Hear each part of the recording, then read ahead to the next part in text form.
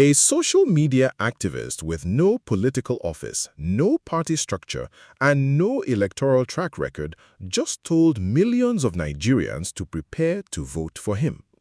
While the headlines are calling it a joke, the real question nobody is asking is this: what does it say about Nigeria's political system that an online critic now looks like a more credible option to some voters than the parties actually on the ballot? That is the question this video is built around.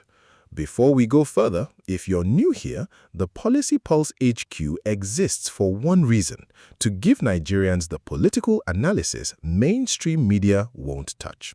Subscribe now because this one only gets deeper. Here's exactly what happened. On August 26, 2026, Martin's Vincent Otse, known publicly as Verydarkman or VDM, was in Ahoda, Rivers State, showing off a secondary school he says his movement funded at a cost of roughly 290 million naira. While walking viewers through the classrooms and clinic, he made the announcement: a political party called Ratel is coming, and Nigerians should prepare to vote for it. This wasn't the first signal. Back in mid-July, the Oluwo of Iwo publicly urged VDM's Ratel movement to move from online activism into formal politics. VDM responded that the conversation was already happening internally and that his movement would back the most trusted ones when the time was right. So the timing isn't random. It's roughly a year out from the 2027 general elections, the exact window when new movements either register as parties or fold into existing ones. Two open questions to hold on to. First, does Ratel actually intend to register as a party under INEC, or is this a pressure campaign aimed at existing parties? Second, what happens to a movement built entirely around one man's personal brand the moment that brand is tested by an actual ballot? We'll come back to both. To understand why this matters, you need to understand what INEC actually requires to register a party: a functioning national structure, verified membership across a minimum number of states, and full compliance with the Electoral Act. Nigeria has seen dozens of new parties launched with fanfare since 1999. Very few survive their first registration cycle, and fewer still win a single seat. VDM's actual asset isn't infrastructure, it's attention. Ratel is less a party at this stage than a large, loyal online following built on exposing celebrities, NGOs, and public officials. That following can fill a comment section in minutes.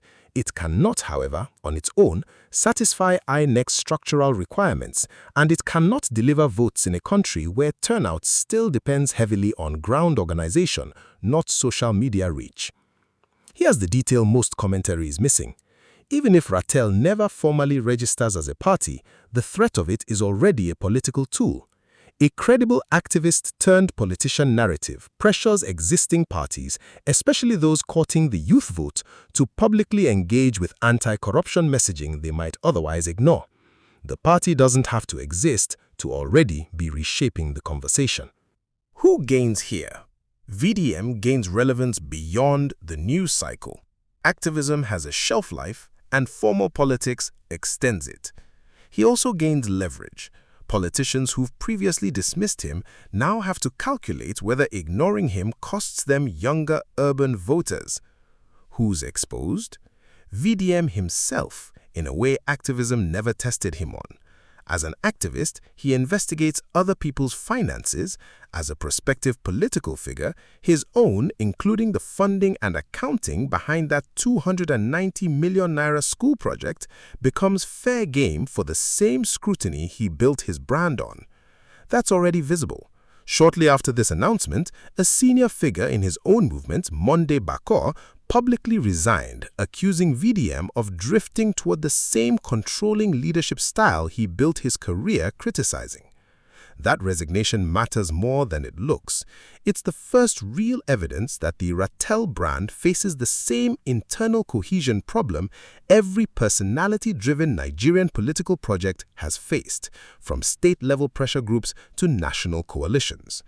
Movements built around one dominant voice tend to fracture exactly when that voice starts making unilateral decisions, and formal politics forces far more of those decisions than online activism ever did. The official framing is activist becomes politician for accountability. The more useful framing is this: Ratel is currently a test of whether online influence converts into electoral capital in Nigeria, a question every social media-era public figure with political ambitions is watching closely, because the answer will shape how the next generation of movements decides whether to formalize at all. Public reaction has split roughly three ways. One camp is enthusiastic, pointing to the school project as tangible proof of delivery that outperforms visible government projects in the same state. A second camp is openly skeptical, questioning the documentation behind the spending and pointing out that exposing corruption is a very different skill from resisting its temptations once in office. A third camp, visible in the Bako resignation and similar commentary, is warning that the movement is replicating the intolerance of criticism it claims to fight. Nationally, this taps into something real: declining public trust in the two dominant parties, especially among younger, urban, social media active Nigerians who feel unrepresented by the existing political class. Whether or not Ratel ever appears on a ballot, VDM has demonstrated that an outsider with no party machinery can still force a national conversation about who deserves political trust. That's a genuine shift in how political relevance gets built in Nigeria, but it is not the same thing as a governing capacity. The strongest case for skepticism deserves to be stated plainly. Online popularity has repeatedly failed to translate into Nigerian electoral outcomes. Celebrity and influencer-backed candidates in past cycles have generated enormous online engagement and modest vote totals. Critics also raise a fair point about accountability. VDM has built his entire platform demanding transparency from others. The same standard now applies to him, and it hasn't fully been tested yet. The counterpoint worth taking seriously, though, is that Ratel isn't necessarily trying to win the presidency in 2027. A movement like this could realistically aim lower: local government seats, state assembly races, or simply endorsing trusted candidates within existing parties, which requires far less infrastructure than INEC's full party registration threshold. What to actually watch over the next 90 days? Whether Ratel files any formal paperwork with INEC, whether more internal figures follow Bako out of the movement, and whether VDM starts naming actual candidates rather than speaking in generalities. Those three signals will tell you more than any single viral clip. Best case for Nigerian democracy? This pressures existing parties to take youth-driven anti-corruption demands seriously, even if Ratel itself never wins a seat. Worst case, it becomes another personality-driven movement that generates noise, fractures under its own internal contradictions, and leaves the underlying trust deficit in Nigerian politics exactly where it started. So, back to the opening question. What does it say about the system that an online critic looks more credible to some voters than the parties on the ballot? It says the credibility problem isn't really about Verydarkman at all. It's about how low the bar has fallen for the alternatives. Whether Ratel clears that bar or simply exposes it is what the next year will show us.